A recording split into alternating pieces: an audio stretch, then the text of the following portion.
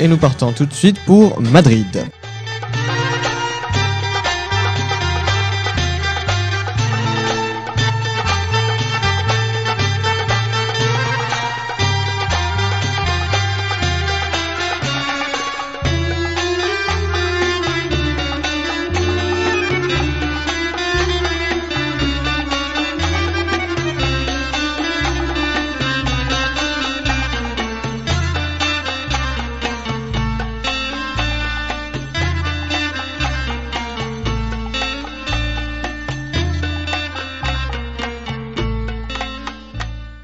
Madrid est donc la capitale de l'Espagne, elle est située au cœur de la péninsule ibérique dans l'autonomie de la Nouvelle-Castille.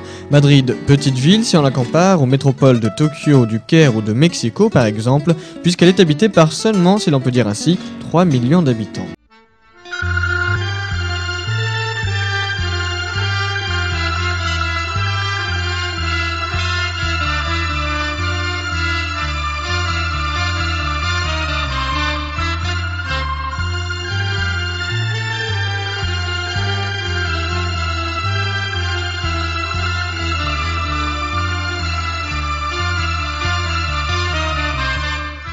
Tu nous racontes l'histoire de Madrid ? Oui, alors Madrid a son histoire que je fais débuter en 931 tout simplement parce que c'est à cette date que va commencer réellement l'ascension de la ville.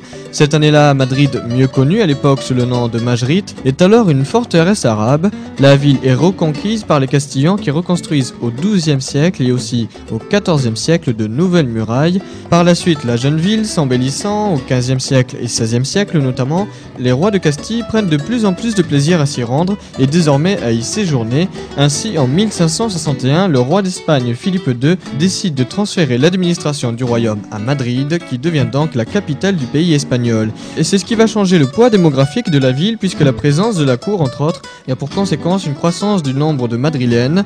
En effet, l'on passe de 20 000 habitants en 1550 à 70 000 résidents là-bas en 1620.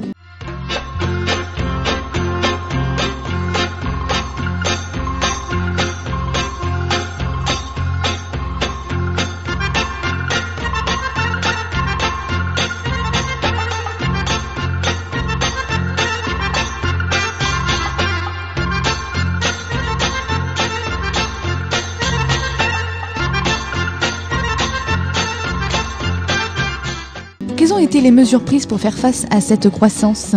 Face donc à une évolution du nombre de personnes vivant en plein dans la capitale, la ville doit s'agrandir et c'est Philippe IV, grand chef de chantier, qui assure les travaux d'aménagement. Puis pendant 2 siècles, la superficie de Madrid reste la même et il faut attendre le XVIIIe siècle pour qu'un nouveau mouvement d'urbanisation se manifeste. La population passe alors de 177 000 habitants à cette époque à 300 000 madrilènes au milieu du XIXe siècle.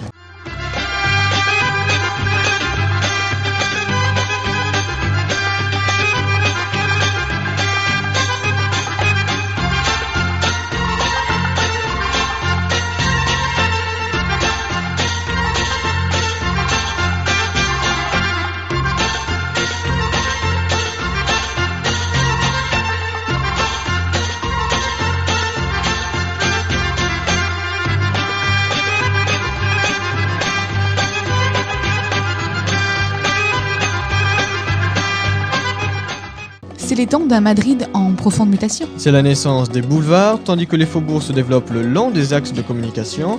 La ville explose démographiquement, désormais 590 000 personnes vivent à la capitale en 1900, et 35 ans plus tard, la population a tout simplement doublé, atteignant donc le 1 million d'habitants. Et Madrid est loin de freiner l'élan de milliers de ruraux. Madrid est sans doute l'une des villes qui rencontre au mieux le phénomène dit de l'exode rural. Elle attire donc encore et toujours, et cela jusqu'en 1970. Pendant la guerre civile de 1936 à 1939, la ville est une véritable terre d'accueil, dans la mesure où Madrid demeure la capitale de la République jusqu'à la victoire franquiste du 28 avril 1939. Dans les années 50, nouvelle arrivée massive de provinciaux, et ce chiffre saisissant témoignant de l'ampleur des mouvements migratoires, puisque de 1950 à 1960, la capitale gonfle d'1 million d'habitants qui vient s'ajouter aux millions déjà présents. Bref, en 10 ans, Madrid gagne autant d'habitants que pendant les 800 années précédentes.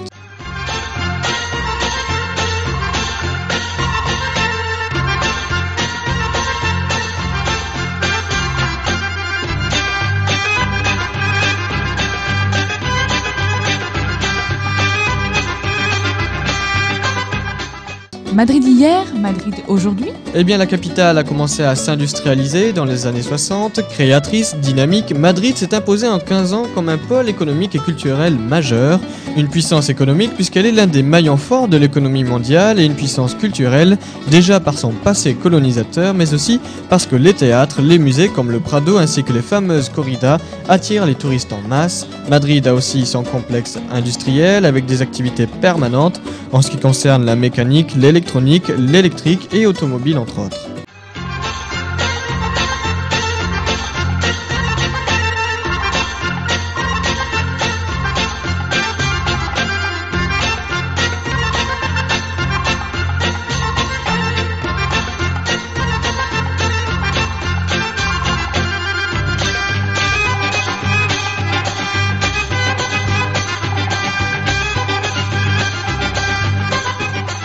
Quels sont les grands quartiers de la capitale espagnole? Eh bien, il y a d'abord le centre-ville avec des logements bien souvent vétustes dans lesquels logent les personnes âgées. Quant aux quartiers construits au 19e siècle, au nord et à l'est de la ville, ils sont plutôt des quartiers résidentiels et c'est là où se trouvent aussi la plupart des ambassades. En un mot, les quartiers sont très hétérogènes là-bas, d'un espace à l'autre. On sent le passage de l'architecture des différentes époques. Et si vous avez la chance de vous rendre à Madrid, vous remarquerez que la ville est un immense chantier.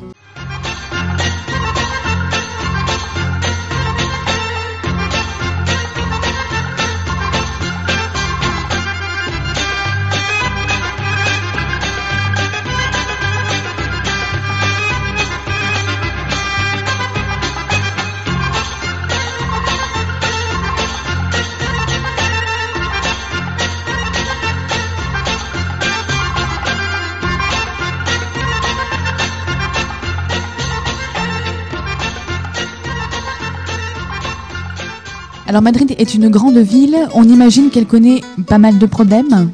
Oui, un point maintenant sur les problèmes actuels, surtout liés à la circulation, alors que l'on estime un parc automobile privé énorme avec 1 800 000 véhicules quotidiennement qui circulent dans la ville. Vous imaginez bien qu'aux heures de pointe, le trafic est facilement saturé et c'est le centre qui reste le plus souvent engorgé. C'est pour cela que les lignes de métro ont été rallongées, assurant ainsi les 2/3 des transports publics. Madrid, donc siège du gouvernement central et résidence du roi Juan Carlos, a encore beaucoup à faire pour résoudre les sérieuses difficultés liées au trafic routier.